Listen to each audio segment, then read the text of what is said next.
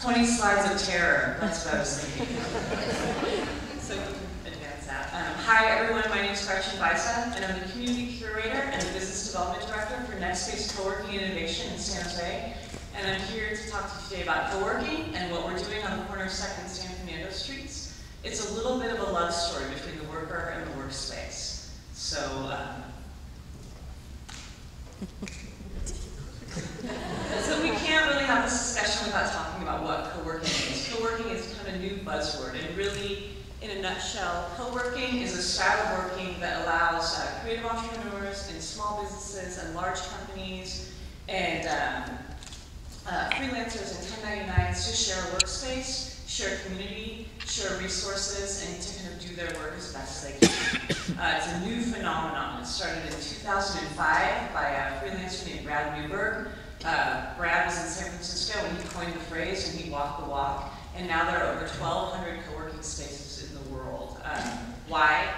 It's because we're mobile. We have technology. We can work from anywhere, anytime. And it's freedom from this. This used to be the standard. This used to be how everyone worked. You would find your company, you would work for your company, you would report into the company, and eventually they would give you your due at the end. And nowadays, more and more people are deciding that they don't want that, or maybe the decision has been made for them. And more than ever now, we have kind of this explosion in freelancers and contract workers and mobile workers. And they're choosing their own destiny. And so they say that the longer you freelance, the less likely you are to go back to the corporate world. And co-working gives a home and community and resources to these workers. So stats, by 2015, there will be 1.3 billion with a B mobile workers worldwide. And 75% of the North American workforce will be mobile in some way or another. And another stat is that the typical office space, the typical office is empty for 2/3 of the day. So really looking at how we look at our real estate portfolios.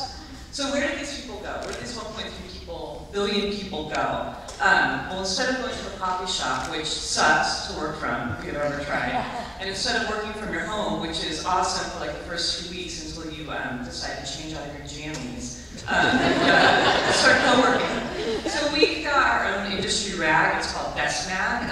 DeskMag did a survey among independent workers. 92% of them saw a measurable benefit to their social circle. 80% saw a benefit to their business network, and 38% of them saw an increase in their bottom line.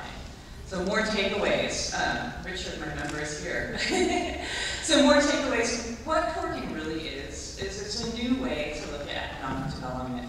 Instead of attracting one 100-person company, what you're really doing is supporting and laying the groundwork for 101-person companies. And these are all local companies, and they're able to grow and scale locally. So from my vantage point as the community curator there, the most important thing that we have at NextSpace is that we've got these wonderful people. We've got a friendly group of people, and they're smarter than the average grader. They've self-selected to be better, stronger, faster, smarter, and they're really, coming with the spirit of sharing what they know. So what do we do when we're at NextSpace? Honestly, most of the time we're working.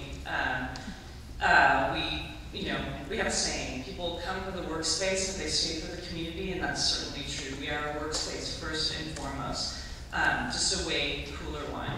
We do have the occasional field trip, and certainly there are lots of other things happening in the mix. It's my job and my staff's job to really make sure that everyone, that we're starting the clock, that everyone knows who's in the room, and that we know what they're working on, what they're doing, what they need, how they work, and so that kind of sets everything up for us. The co-working world has developed its own Maslow's hierarchy of needs. So as a co-worker, you're kind of able to check off a lot of boxes. You're able to check off your security, your need for self-realization, belonging, and we're changing the world because we're actually able to make people work smarter and faster and feel better. This image is really the nut of what co-working is. One of my members is an app developer, and he had a problem, and he talked to another member about it, and then he went home for the night. And when he came in the next morning, the other member drew up a wireframe of what he thought the solution should be. and they barely knew each other. You know, so it's that spirit, it's these little wins, these intangibles that really makes co-working what it is. It's not the big, giant, you know, stories. It's these little things, and they happen over and over. Labyrinths repeat all the time. They're not scripted. They can't be. So, so that is that. So the next slide that's coming up is actually pretty awesome when you think about the context of the San Jose real estate market, downtown office real estate market right now. As of Wednesday, when I put the slide together, we have 106 members. That's 70 unique companies. We've been open for a year and 2 months. There's 28% office vacancy in the downtown core right now, if my facts are correct. So we're industry agnostic. So all of these companies are different industries. So it really makes the likelihood that your conversation on the way to the water cooler is going to be a lot more stimulating than it would be otherwise. This is what you imagine working for yourself is like. That's what somebody said when we first opened, and we're really glad to kind of help people realize their best, you know, working for yourself scenario. So, so in San Jose, I'm at the corner of 2nd and San Fernando Streets. You're welcome to come in and visit and work for a day, or just say hi, or the views are cool too. We do that. We've totally activated the ground floor of our building, and we have 5 other locations that all have the same type of amazing little stories. NextSpace Incorporated started in September of 2008. I think it was like the day after Lehman Brothers happened, so great timing. But because of the nature of the business, we were able to thrive, and now we have 5 locations open, with number 6 opening in a couple weeks, and many more on the horizon. So if you have any questions, there's my email. Thanks for having me today. Very fun.